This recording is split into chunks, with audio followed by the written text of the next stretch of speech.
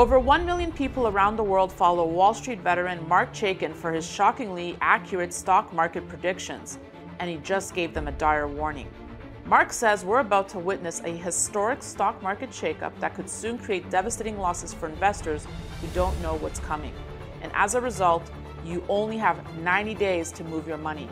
You see, Mark spent 50 years on Wall Street at some of the most prestigious hedge funds in history, and he's been on Fox Business and CNBC countless times. But this is a financial story no one else is telling. And if you let this take you by surprise, you could be in for a world of pain. He explains everything in a brand new free report available at rollingcrash.com. He includes the name and ticker of a popular stock that could be directly impacted by what's happening as well. Mark warned of beloved pet brand Chewy before it fell 45%, tech company Sea Limited before it fell 66%, furniture company Wayfair before it fell 76%, social media favorite Snap before it fell 36%, and food delivery company DoorDash before it fell 65%. Mark even called the Amazon crash before the famous FANG stock fell 35%. So you'll want to avoid the stock in his new report immediately. Again, simply go to rollingcrash.com for your free copy of this new report.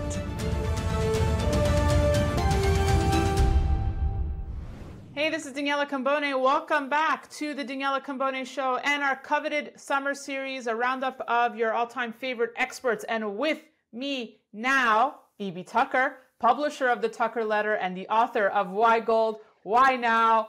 Always good to see you, my friend. How's your summer? Good to see you. How's your summer going? My summer's going, it's going great. I mean, I told people, read my newsletter, that I advise taking a vacation this summer, take several vacations, do stuff with your family. If you notice, the market's in a tread water phase, and it's not really been a good time to take a bunch of risk. And this is a great time to enjoy things with your family. So I have my kids with me now, and we're in Bermuda, and it's a really great time to spend. The markets are quiet, and as you know, the Fed doesn't talk nowadays. It's like if the Fed doesn't talk, you don't have anything to do. So you just next week we got to back in the office next week. Basically, enjoy it while it lasts. And I appreciate you taking time away from your kids to talk with me today. So let me make this concise here. Let's start by talking artificial intelligence. I don't think I ever spoke about this with you, but I know you had a recent edition of your newsletter based on this. I bring this up because the United Nations Secretary General embraces calls now for a new UN agency on AI in the face of potentially catastrophic and existential risks. I bring this up, EB, because about 6 months ago, most would have thought that, the idea of artificial intelligence was decades away. So why is the UN now saying, hold up, this may be coming sooner than we think. We need an agency dedicated to it. I mean, are we going to be seeing a Terminator-like situation sooner than we thought? Well, yes. I mean, first of all, the UN doesn't have a great track record of helping any of us. I mean, I've actually been to the UN. I got to tour the Security Council room. It's really an incredible place. But my takeaway after spending a whole day there, having lunch, looking out at the river and everything, is really a magical place. But they're not doing anything to help us. I think they see an opportunity to kind of administer and kind of create a bunch of bureaucratic positions to control more parts of our life. But what I said in the newsletter was, what if you look back at 2023 and it was the best summer of your life? I mean, you realize that like the biggest thing you had to worry about was Amazon listening to your conversation. You could leave the phone in your hotel room and go spend the whole day with your family. And you look back at 2023 at the end of the decade, you said, we didn't know how good we had it. And I think that's what we're going to do when we look back at AI now. It's like, of course, this is not good for the average right-thinking individual, and the UN's not going to help with that. I mean, so I think we see what's coming. It's more monitoring, more policing, and less ability to live your life kind of under your own power. And I remember the last time we spoke, my answer to you was, well, I would say the 90s was the last great time we lived. But, definitely. But I mean, 2023, you can do something about it right now. I mean, you can take action on that. The 90s was, if you think about it, the 90s, you could travel anywhere. and it was really amazing. I mean, when you look back on it, that was probably like peak individual freedom. I mean, I don't know that we knew. I mean, I was sent away to a reform school in '95, so that wasn't really freedom for me. But looking back on it, it was a really great time, and I think we you're going to think about 2023 that Yeah, way. that's And so, what do you do when you know that? What do you do about that? You take advantage of it right now. I mean, this is like you have summertime left to do stuff with your loved ones and to do it without your electronics and it's really great. I mean, I think this is the stuff that matters. I mean, we're human beings. Like, one of the things I've been doing in my personal life is I've been working with this guy that does like a myofascial release work on your body, and he's been teaching me all about these like meridian lines that you have in your body. It's really strange. And by the time he's done talking about it, you're like, we want human connection. Like, there's something about us as humans that's hard to explain, that we want this connection. And I think you think about this in the context of what we went through with COVID, sitting at home in your house alone with nothing but your computer and a television and Netflix or something is really bad for you. So like, it's hard to explain why it's bad for you, but there's something about it that's pretty terrible. And so now is this great time that you can be with people that you like, and you can spend time laughing with them, seeing things. Leave your phone at home. Like, go look at something, or like watch the sunset with your family, and don't take a picture of it. Try to do that. And so you start seeing, well, this world we're going into, this whole AI world we're talking about, it's totally predicated on you being connected to a device all the time. That's the thing. And so my point in sharing this like work that I've been doing with this release guy is that these devices have a huge effect on your mood. And I think that we just are carried away with the fact that we can take a picture and edit it and make ourselves look pretty or something. We're just like so enamored with that. We don't ever think about, what does it do when we see the whole world through this device? It really changes us as people. And so like, we have this chance now. 2023 is this great time where we can use the device, to book an airline ticket or something useful, but then we can put it down and go do something analog. And I think the more you do that, you're going to find the better your mood is, the better your decision-making ability is, and the more clear you can see things as you move forward. And that's how you answer all these questions, is that you do those things and you're ready to tackle each thing that comes up. That's what people don't realize, is it's like, that's like the footwork that you got to do. And then everything else just takes care of itself. So how much time do you allot a day? And not to digress from where I'm going with this, but because you obviously use a Bloomberg terminal, you're getting your news on your iPad or whatever. So what do you do? Are you like, okay, 3 hours a day I need to read, or are you still buying actual like physical newspapers? No, well, it's not that crazy, but I mean, I go in these waves, right? Like, I'll consume, I read a lot, I don't know, maybe 200 pages of stuff a week. And what'll happen is as I go in these cycles where I'm consuming information like with a voracious appetite, and then all of a sudden I'll say, what am I doing? And I'll kind of like, I'll purge for a little bit, where I'll say, you know what, I'm gonna put this down. I'm gonna take my kids to the museum. I'm not gonna take any of this stuff with me, because the fact is that I don't need to watch the 2-year note anymore today. It's irrelevant what happens. And I go totally silent for like 5 or 6 hours. And then I come back and I just make up an excuse or a lie about what was happening. If somebody says like, we couldn't get a hold of you, I just make up an excuse, which I think is completely acceptable, because in the 80s, for example, you would just phone someone and leave a message, and then they would get back to you later, and everything worked fine. Nowadays, people expect to be able to reach you, instantaneously, 24 hours a day, and I don't think it's necessary. Why can't you just say, I'm with my kids? Well, I think it's better to say, I was tied up and I wanted to get back to you as soon as possible. So if you call E.B. Tucker and he says, forgive me, I was tied up and I wanted to get back to you as soon as possible, it means that he was doing something completely unrelated to work. But I think it's okay to have those excuses, because you set boundaries with your life. And so to answer your question, I go in these like waves, and so it's like, it goes like that. But that's how I maintain the middle. It's not perfect all the time. I don't have like a schedule. It goes inevitably. I go too much, and then I go, dry, and then it's like that, and I'm okay with it. I mean, that's my whole life is like that. I'll do something. Extreme. And I know. I've yeah, spent yeah, enough yeah, time with you. yeah, I get it. Just to yeah, kind of wrap this convo on AI, because Elon Musk launches his AI startup XAI, which he says is pro-humanity. So it's already we're establishing like the bad guys versus the good guys. But I mean, is yeah. there anything? Got to have that. You got to have that to have a narrative. You got to have a villain. Every story. If you don't have a villain, it's not a real story. Yeah. So you got to always But have a good guy, bad guy. but Yeah, Star Wars taught us that. Star Wars is absolutely. the best movie of all Or in time. Batman. Without the But yeah, you uh, got to have a dark villain.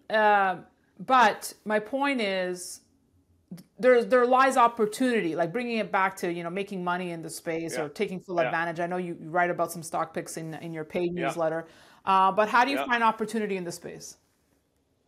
Well, I mean, there's a major trend at work here. So, I mean, you gotta go with that trend. I mean, I think, forget about Nvidia, because it's kind of like, Yeah, it's the Apple of the situation. It's kind of not really where you want to focus, but there's other companies that are the chip wars are real. I mean, they're almost like as big as the currency wars, or, that's like the new method of battling the world powers, is like, who's going to have the chips, because without the chips you can't make any of this happen. And if somebody gets ahead of you in the AI race, they're dominant. I mean, it's kind of, there's these little areas that are, it's kind of like with space activity. If you can send hypersonic missiles to a country faster than another country, you have a severe amount of dominance over, can knock their satellites out of the air. This stuff really matters, right? So what we did in the newsletter was we talked about what life is going to look like, and then, for the paid readers, we picked two stocks that we think are benefit from this. And one of them has done like really well. I mean, one of them is larger, so it's done okay. But like the larger one's fine, pays a dividend, all this stuff is here to stay. And the U.S. is going to back its chip companies, by the way. Like, the U.S. is going to make sure that its chip companies have the ability to compete and to create an edge, like a dominance edge. And the issue is that we outsourced all the chip manufacturing for years and years, and now we're trying to fix that. Everybody knows this, but what we did was we recommended some of these chips that go into things that are going to monitor your life. They're going to be part of every little nook and cranny of your personal existence. And I think when people see that, it helps them understand what I'm saying about enjoying this time now, where you can still be a bit analog, because it's going to monitor everything. I mean, so, and I don't think it's going to make your life any better, by the way. I really don't. I mean, I don't think it's going to enhance human life, because it gets back to what I was talking about with that guy I work with, is that there's something about the human experience that overly electronic, lifestyle doesn't really help. absolutely. It helps the people that make money off of you. It doesn't help you as a person. We're talking ahead of the Fed meeting. Since we last spoke, Powell has come out saying, yeah, we took that pause, but expect more rate hikes. Market expecting a rate hike come Wednesday, EB. Thoughts on the Fed and their game plan right now? Look, the Fed's going to go as high and as long as it can before it creates a panic, okay? And the game plan right now is to suck as much money out of the system as it can without causing a big earthquake in the system. And you're seeing this all over the place. You're seeing it in real estate. You're seeing it in private equity. You're seeing it in corporate financing. You're seeing it in individuals don't understand what's happening, but they're spending down their savings. They're living a lifestyle they can't really afford, and they're yet to adjust to the new cost of money. And so the Fed's going to be able to keep this up for a little bit longer. And I don't think the Fed has a plan. I don't think they ever have a plan. I think they had to kick this off because there was too much money in the system after the COVID, all the COVID financing that they did. And so that's what's going on right now. And if you notice, the short-term rates are really high. I mean, in the newsletter, we have a position in some of the short-term T-bills. And it's amazing. You can make 5.3% loaning money for 4 weeks, and then if you loan money for 10 years, it's like 3.8 or something. And and that's the sign of a broken system. But that's going to keep up for a little while. And I'm seeing serious issues. Like Starwood announced, Barry Sternlicht's group, that they defaulted on an Atlanta office tower. I wrote a story last week about a company this publicly traded company that had bought 19 hotels. These are like DoubleTree, Hilton, all this stuff, and they just mailed the keys back. And they're like, we're just not going to. We can't get new debt, so we're just going to turn them back over to the bank. So you're starting to see this, and it's not a problem yet because the bank will take that back, and then the bank will auction it, and they'll lose a little bit of money. It's not that big of a deal. But this starts happening in mass, and it's a huge problem. And real estate on the individual level is like pretty much in no man's land. If you notice, like I'm sure everybody watching pays attention to their house price, but houses are still selling, but not quite as fast, and there's not quite as many, and the financing's difficult, but one thing to really watch, like I think, see, what people don't realize about what I do is that I'm just like watching all this stuff, crazy stuff that you would never think about. Like for instance, I'm fascinated with the car business, and I have some friends that are like high up in the car business, and I'm always asking them, what's it like at the dealership?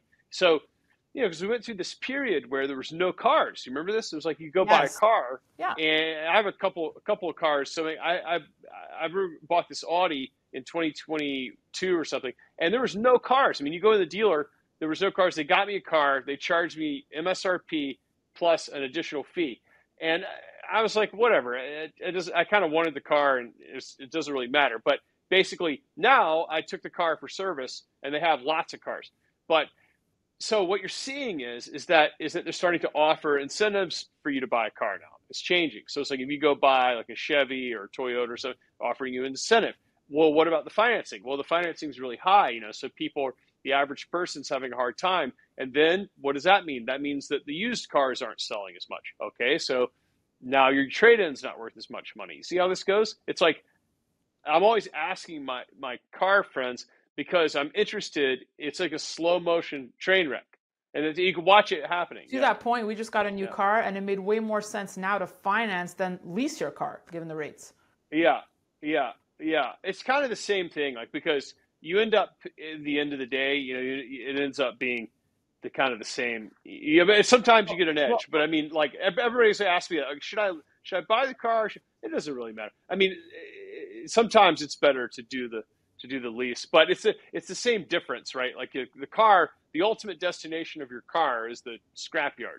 So like, it's kind of my kid opened the door to this one car I have. It's really nice, into a concrete wall the other day, and I was pretty irritated. But then I thought to myself, ultimately, this car is. It's like I don't remember what car I was driving 15 years ago, right? It's not like this is a family heirloom. It's going to be smashed one day anyway. So it's so funny how we always think about the car. You're kind of like renting the car until it's useless. Let me ask. Yeah, that's broader picture, right?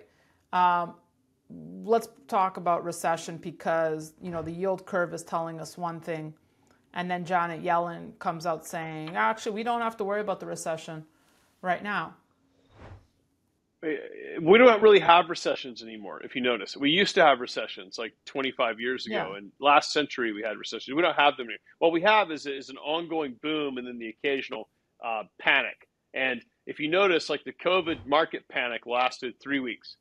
So the stock market at the time lost like 35% of its value. It was like 10 or $12 trillion in 3 weeks. And then all of a sudden, the Fed came in and said they were going to, push a bunch of money in there and buy bonds and stuff, and it shot back up. So if you were trading based on recession, you would have gotten it totally wrong. Remember that? It was like if you like so back, because like back in the 70s or 80s, you would kind of like do channel checks. So what that means is that you would like count inventory in stores and count shoppers, and you could really tell if business was slowing.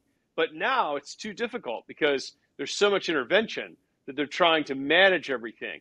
And so there won't really be a recession. But I mean, Yellen is a total insider, right? I mean, she's like a good soldier, for the bureaucracy. I mean, it's basically It's an economy run by committee. That's what it is. I mean, it's not, if you dissent too much on the Fed or you talk too much, they'll just throw you off the thing. So and I heard, I got to see Bullard talk last year. Anyway, it was interesting because they at the end, they kind of become a little bit like trying to justify their position. Well, I didn't totally agree with QE. It's like it's just really, it's like, okay, yeah, sure. I mean, this is a totally managed, totally managed. And so, what's going to happen is that everybody's like talks about recession, all these things, but I mean, business is slowing down, period. Like I have some friends that are architects who were telling me that the contractors are now starting to change their tune and call asking for work. So you see, it was like, these things are lagging indicators. Like basically when the money is super cheap, it's like any project works. And then you turn that money off, there's like a 6 or 12 month lag period before it starts to be a problem. But all of a sudden, the numbers don't work anymore. So like the numbers don't work. It takes people a while to realize, well, this project's actually garbage. If we have to pay 10% for the money, it'll never work.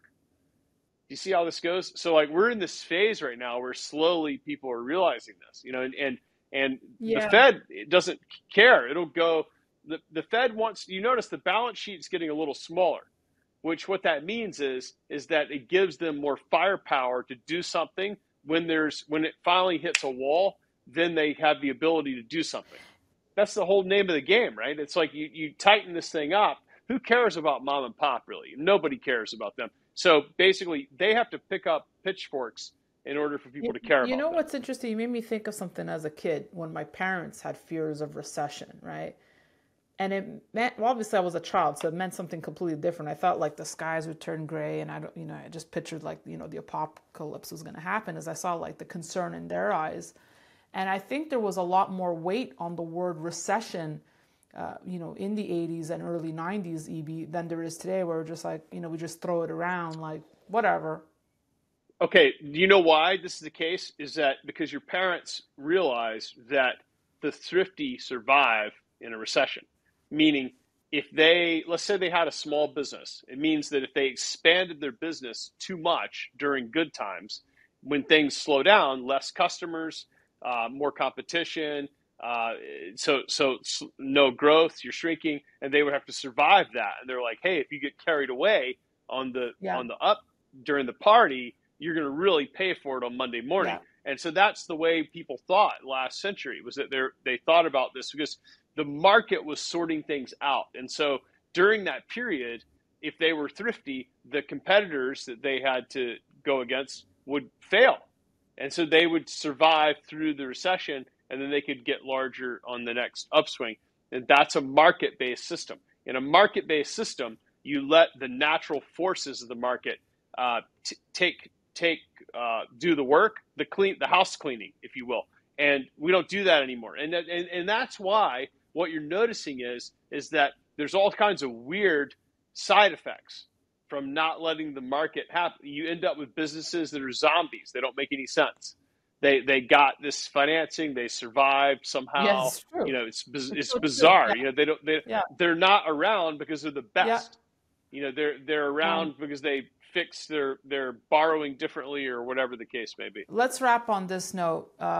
You obviously saw the clip that's gone viral of conservative pundit Tucker Carlson criticizing former VP Mike Pence for being distressed over Ukraine rather than issues facing the United States. He made me think of you when he said, most Americans can't even point to the Ukraine on the map, and yet we've sent billions to the Ukraine. But look at all the issues we have back at home. I mean, I'm sure you saw the clip. What did you think? Well, I don't have a television, so I did not see the clip. Oh. But somebody emailed it to me. In fact, Doug Casey emailed it to me, but I have to confess that I did not watch it. But I do like Tucker Carlson because he has the same name as me. But that's the only reason. You know how there used to be this like a joke about how people would pick based on they picked what they liked based on totally unrelated factors. Yeah. Like you'd pick the stock with the nicest looking CEO or something. But anyway, I always like Tucker Carlson because I'm like, that guy's got a great name. But anyway, look, who knows what these guys are up to with the politics? I mean, there's clearly something is going on. I mean, Trump must have been indicted. How many times now has he been indicted? I was reading the paper this morning, and it says that he is going to have a January 6th indictment coming soon.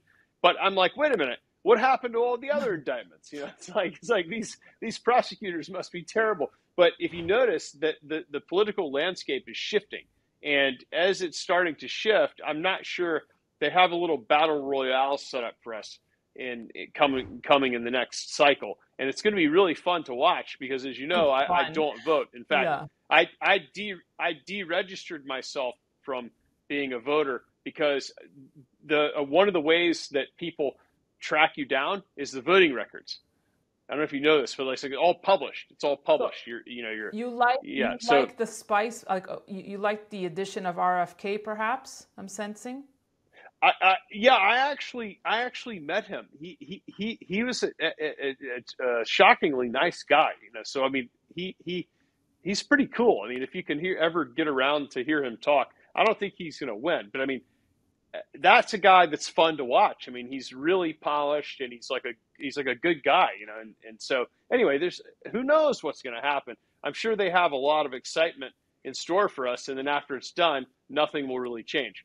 But, you know, in the meantime, it's like we have real work to do to protect ourselves and to protect our money and our quality of life and to protect ourselves from all these things that we've been talking about, right? Like the encroachment is what we've got to kind of worry about on a personal level. And I think if we get too distracted by the television, you know, it can be a big problem because Mike Pence, I mean, who knows what that guy's, probably there's some effort to keep him away or something. I mean, if you're too clean of a candidate, they want you off the stage, right? So, I mean, who knows what they're really up to with that guy. E.B. Tucker, I promised I'd get you back to your kids. So there you go. I appreciate you making time for us.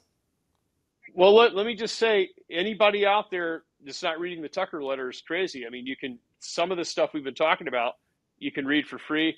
Every 2 weeks, goes to the inbox. Never going to send you an advertisement. Never going to bother you. And it's the direct connection to me, ebtucker.com. There you go, ebtucker.com. Thank you, friend. And thank you all for watching. We'll have more great content headed your way. Be sure to stay tuned to the Daniela Cambone Show and sign up at danielacambone.com to be notified of all these interviews. That's it for me. Thanks for watching.